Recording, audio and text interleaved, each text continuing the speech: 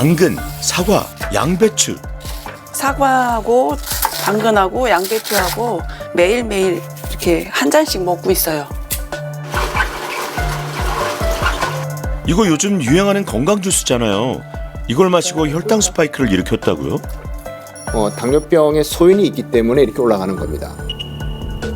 당뇨병이 없고 당뇨병 전 단계도 아닌 완전히 정상인 사람은 아무리 많이 먹어도 이렇게 절대로 올라가지 않습니다. 건강검진을 2024년 7월 16일에 한 건데요.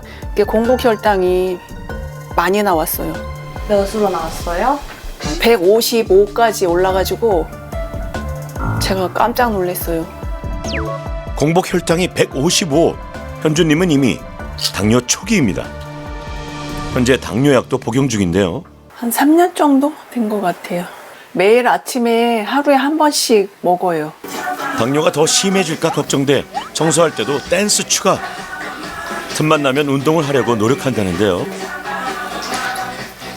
요즘에는 좀 피곤하고 이럴 때는 눈이 많이 침침하고 가끔 실핏줄도 터지고 이럴 때가 있어요. 그러고 이제 화장실도 자주 갈 때도 있고 밥을 먹고 나면은 막 피곤하고 졸리고 막 이런 증상이 나타나고 있어요.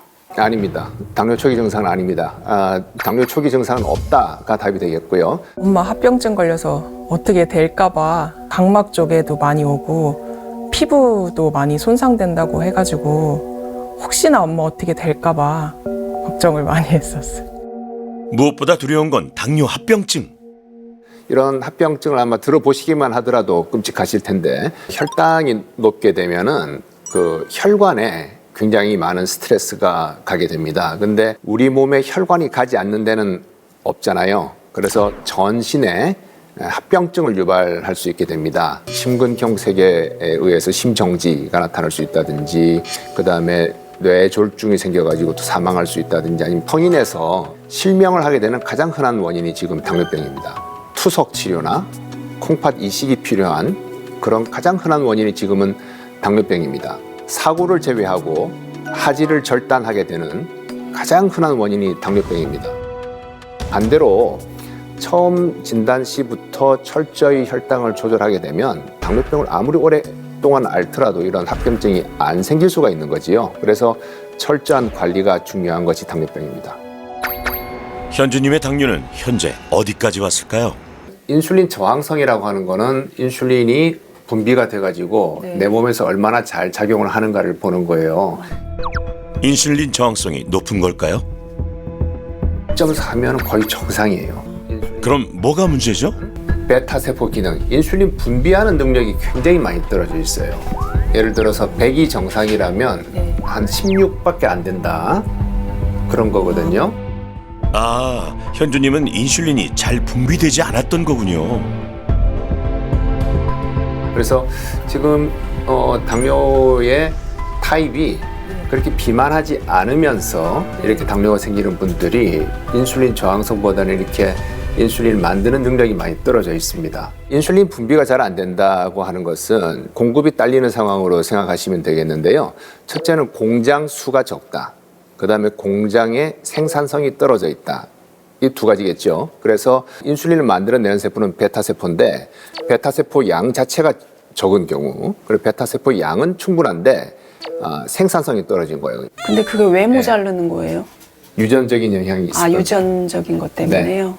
저희 어머니가 네. 당뇨가 있고 저희 네. 동생이 또 당뇨가 있죠. 있어요. 있으실 것 같아요. 예. 비만하지 않으면서 인슐린 분비가 잘 되지 않는 타입의 네. 가족력인 당뇨병이다 이렇게 생각하셔야 될 것 같고요. 본인은 잘못하는 거 하나도 없겠지만 혈당이 네. 올라가는 부분이 있을 거예요. 아. 예, 그래서 이런 경우는 약을 이용해서 좀 도와드릴 필요가 있다. 그러면 제가 약을 끊기는 힘든가요? 지금 끊기는 어려워 보이시고요. 이제, 네. 근데 비만한 타입의 당뇨 환자분들 같은 경우에는 네네. 체중을 한 15% 정도까지 빼주면 당뇨병이 사라지는 경우도 있어요. 네네. 근데 이렇게 인슐린 분비가 모자라는 타입들은 쉽지는 않습니다.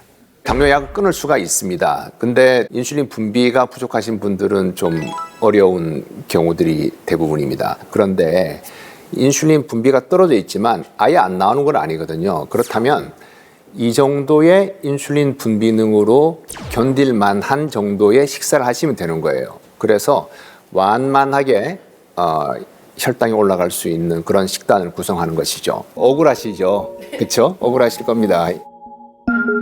현주님은 대체 뭘 먹고 살아야 할까요? 드신 거 보시면 건강히 드셨죠? 사과, 양배추, 당근인데 거의 뭐 폭탄 투하한 것처럼 들어가는 거예요. 갈아가지고 먹으니까 쭉 올라갔다 내려오죠. 얘는 어때요? 이런 모양이 보이죠? 아, 의외로 점심밥 먹은 후 혈당은 190으로 비교적 낮은데요. 이날 점심 메뉴는 각종 채소가 듬뿍 들어간 비빔밥이었습니다. 상추를 여기다 가득 넣고 야채를 많이 넣고 먹거든요. 야채를 왕창 먹는 거죠. 혈당 조절에 도움이 돼요. 잘하셨어요. 굉장히 잘하신 거예요. 식이섬유가 그물 같은 거라고 보시면 돼요. 그래서 위장관에 들어가가지고 네. 그물처럼 이렇게 쭉 있으면서 이 탄수화물들이 소화 흡수되는 속도를 네. 천천히 느리게 만들어준다는 거예요. 그런데 오후 3시 30분. 건강한 간식이라고 생각해 귤 딱 1개와 포도 15알을 먹었습니다. 설마 했는데 와, 과일을 먹고 혈당이 215까지 치솟았네요. 다시 1시간 뒤 좋아하는 꿀떡 3개와 시루떡 2조각을 먹고 혈당이 230까지 혈당 스파이크를 일으켰습니다. 간식 드신 거 보시면 떡도 많이 올라가지만 과일도 많이 올라가죠. 네네. 예, 그 현대 네. 과일은 나무에 달려 있는 과자다. 이런 말을 쓸 정도로 당분이 높습니다.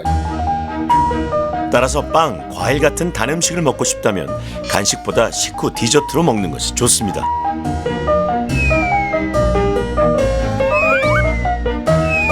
다른 음식을 먹은 뒤 디저트를 마지막에 먹으면 포도당이 혈류로 이동하는 속도를 줄일 수 있기 때문이죠. 식후 운동으로 치솟는 혈당을 잡을 수 있다? 직접 실험해 봤습니다. 오늘은 운동했을 때 내가 혈당이 얼마나 더 떨어지는지를 한번 직접적으로 실험을 좀 해보려고 합니다. 우리가 연속 혈당 측정기를 지금 다 부착을 했어요. 자, 보시면은 여기 보시면 착용했습니다. 그래서 저도 측정을 하고 있어요. 85입니다. 밥 먹기 전 혈당 85. 네. 부럽습니다. 부르시가요? 세 분은 식사 전 혈당이 얼마인가요? 먼저, 안현주님. 안현주님 네. 124요. 124요. 104. 104요. 저도 104. 104. 네. 저도 그럼 제 숫자를 좀 적어 놓고요. 당뇨와 거리가 먼 문교훈 쌤, 확실히 혈당 수치가 낮네요. 이제 식사 시간. 메뉴는 자장면과 탕수육입니다. 다들 혈당 그래프를 보고 놀랐는지 탕수육은 거의 먹지 않았습니다. 중독이 되는 거예요.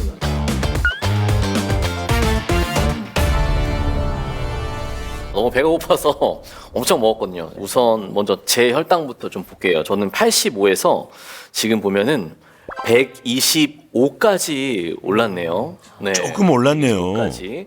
254요. 254요. 현주님 254. 207입니다. 저는 197입니다. 식후 1시간 혈당은 식사 끝부터가 아니고 식사 시작부터 1시간 후의 혈당을 말합니다. 3명 모두 이미 혈당 스파이크인데요.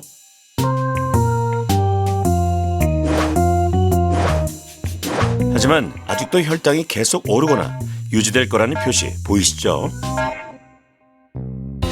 그럼 계속 올라가는 혈당을 뚝 떨어뜨릴 운동을 시작합니다. 자, 첫 번째 혈당 뚝 운동은 가위바위보 운동입니다. 먼저 주먹은요, 이렇게 다리를 모으는 거고요. 가위는 앞뒤로 다리를 벌리는 겁니다. 그리고 마지막으로 보자기는 좌우로 다리를 벌려주는 운동이에요. 자, 가위부터 시작합니다. 시작. 가위보 주먹, 가위보 주먹, 가위보 주먹, 가위보. 밥을 먹은 후 어디서나 맨몸으로 할 수 있는 운동인데요. 식후 운동은 어떻게 혈당을 떨어뜨릴까요? 췌장에서 분비되는 인슐린은 간과 근육에 가장 많이 작용합니다. 그런데 운동이 부족하면 근육에서 작용하는 인슐린이 제 역할을 하지 못하게 되죠. 반대로 운동을 하면 근육이 이완 수축되면서 포도당이 세포 속으로 들어가는 통로가 잘 열려 당이 피 속에 쌓이지 않고 이동이 원활해집니다. 결국 운동을 하면 같은 양의 인슐린으로도 더 많은 양의 혈당을 조절할 수 있게 되죠. 자, 이 상태에서 한쪽씩 몸을 밀어서 뒤꿈치 딛고 뒤꿈치 딛고 하나, 둘, 빠르게 셋, 넷, 다섯, 혈당 뚝 운동은 모두 중강도 운동으로 구성되어 있는데요. 중강도 운동은 어느 정도의 강도를 말하는 걸까요? 일어나시고 숨이 좀 가빠지는 게 좀 느껴지는데 숨 쉬면서 우리 말할 수 있죠. 너무 힘들다, 나 힘들어서 더 이상 못하겠어는 아니잖아요, 그죠? 지금 딱 이 정도가 중강도 운동입니다. 오뚜기처럼 움직이면서 한쪽 팔꿈치와 보통은 식후 30분부터 60분 사이에 운동하는 것이 혈당을 잡는 효과가 크다고 알려져 있는데요. 언제 하느냐보다 언제든 하는 것이 중요합니다. 6, 2, 셋, 7, 2, 셋, 8, 2, 셋, 9, 2, 셋, 15. 참여자들은 식사 후 중강도 운동을 20분 동안 하고 나서 다시 혈당을 체크해 볼 예정인데요. 계속 올라가던 혈당 과연 떨어졌을까요? 일어서 앞으로 오시죠. 자, 이렇게 혈당 뚝 운동 5가지를 진행해 봤습니다. 자, 이제 이렇게 운동을 했으니까 혈당이 얼마나 떨어졌는지 저도 좀 궁금하거든요. 그럼 한번 다 같이 한번 체크해 볼게요. 자, 저는 106 나왔습니다. 106. 네. 196으로 떨어졌습니다. 오, 254에서 196으로 뚝 떨어졌네요. 좋습니다. 자, 우리 희성님은 얼마나 네. 떨어졌을까요? 네, 179 나왔습니다. 희성님은 179로. 9가 나왔네요. 너무 좋습니다. 159가 나왔습니다. 100. 한길님은 159로. 나왔네요. 어때요? 혈당이 떨어지는 게 눈에 보이시죠? 네. 식후 20분 정도의 중강도 운동만으로 혈당이 떨어지는 걸 체험했습니다. 솔루션 8일째 되는 날, 현주님을 다시 만났습니다. 이미 당뇨 초기인 현주님은 당근, 양배추, 사과로 만든 건강 주스 한 잔에 240까지 혈당 스파이크를 일으켰었죠. 요즘은 아침 식사 시간을 늘렸다는데요.